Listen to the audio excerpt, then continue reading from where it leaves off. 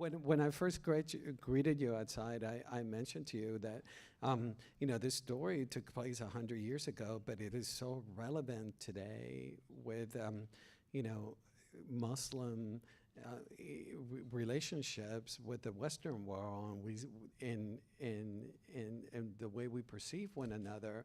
Is that something that you and Frears and Judy Dench discussed while you were filming? No, no, we never discussed this, but I think somewhere we all knew that this was there. It was loud. It was right there in front of us, and I think that's at some point or some level that pretty much attracted us to the script. At least me. I mean, I thought it was so relevant and so it resonates with so much that's happening today, and it's not a very pretty picture. I mean, 130 years down the line, and costumes have changed, you know. But yeah, not much else. Were you familiar with the story of Victoria and Abdul? No, no. I mean, it's so unfortunate. I grew up in India, and I think I should have studied this in the history books, but it's so conveniently been removed from history on both sides of the turf.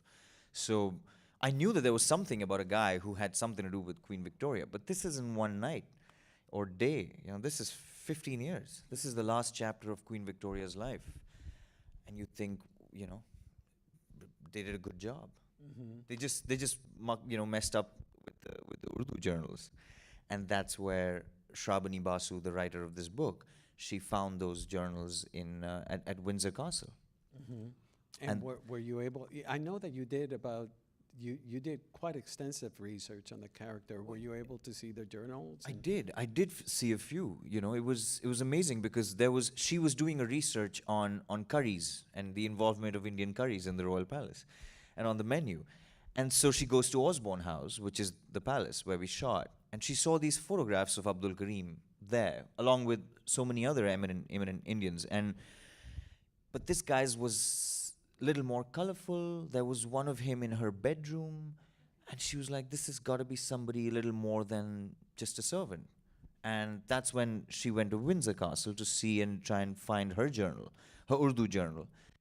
And they were very willing, and they said, okay, we'll get it for you. They brought in a trolley of 13 volumes. So that is 13 years of somebody learning a language. And at that age, you think, you don't just learn something. It's not just a teacher and a student, but it was so much more than that. Just to have the capacity to be able to learn that language. So I saw these letters, and I remember my first visual on this film was an Urdu letter and an English letter. And the Urdu was this really well-written Urdu, and it was Queen Victoria's handwriting. And the English was Abdul Karim's. So it was just ironic. And I literally backtracked from there and started my research because there was so little on this man in history books.